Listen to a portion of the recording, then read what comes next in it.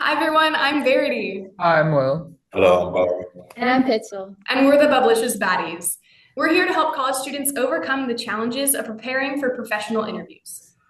Some practical steps to make a stress-free interview preparation process include organizational research, answer preparation, and mental or emotional preparation. When you utilize these practical strategies, the impact is actionable, and it helps students avoid failure.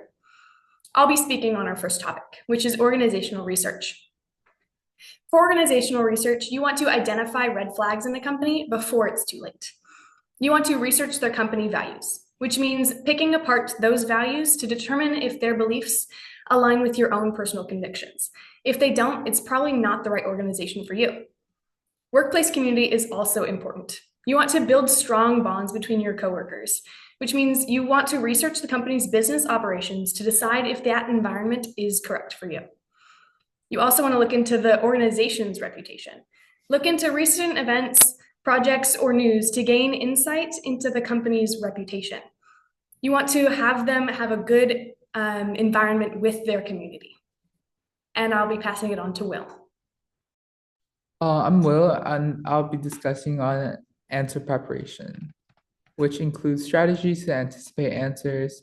As what Verity previously said, researching the company is very important.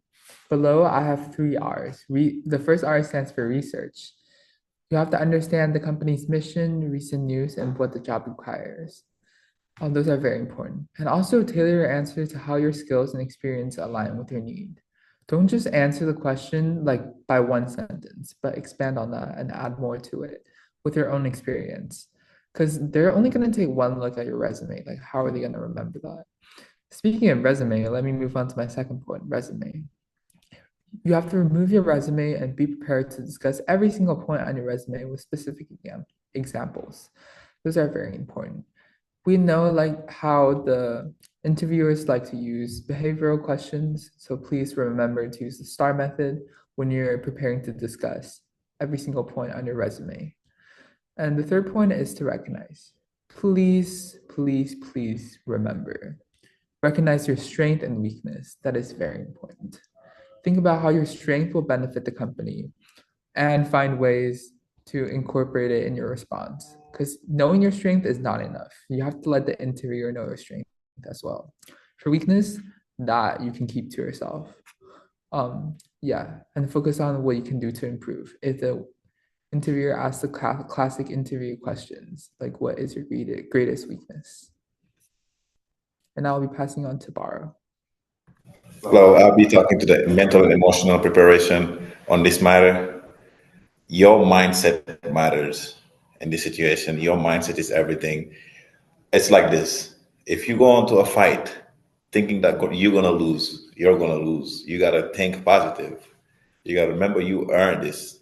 They would not call you if you weren't qualified for this job. Our own mind get often in the way of a calm interview.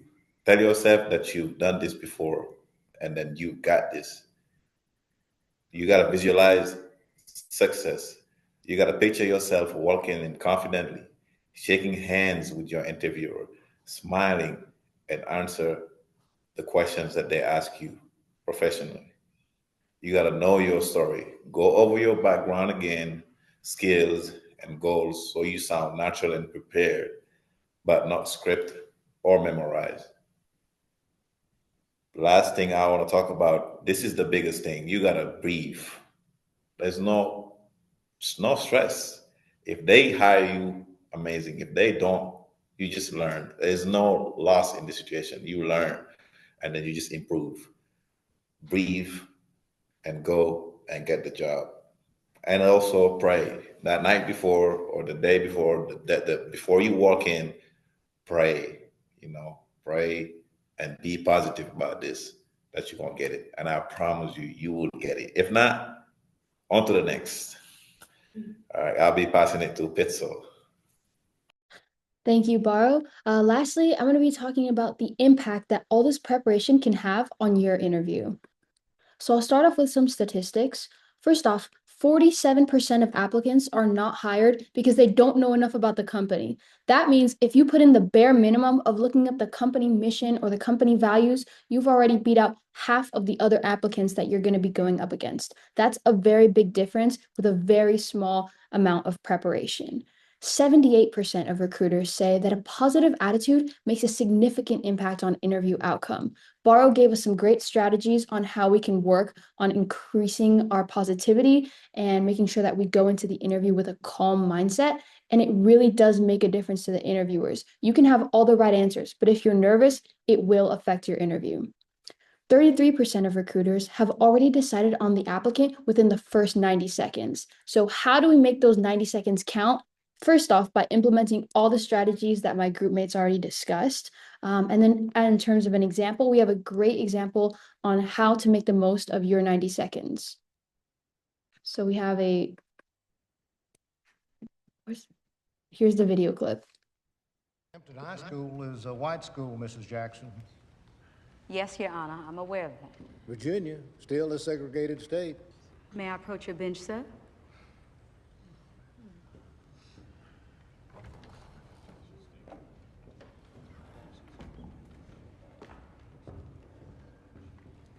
Your Honor, you of all people should understand the importance of being first. How's that, Mrs. Jackson? Well, you were the first in your family to serve in the armed forces, U.S. Navy, the first to attend university. What's the point? I plan on being an engineer at NASA, but I can't do that without taking them classes at that all-white high school. And I can't change the color of my skin. So I have no choice but to be the first, which I can't do without you, sir.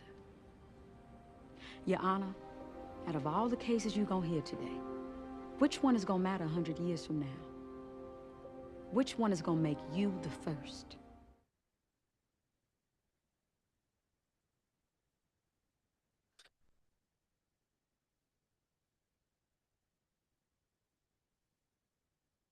So that clip gave us a lot to think about.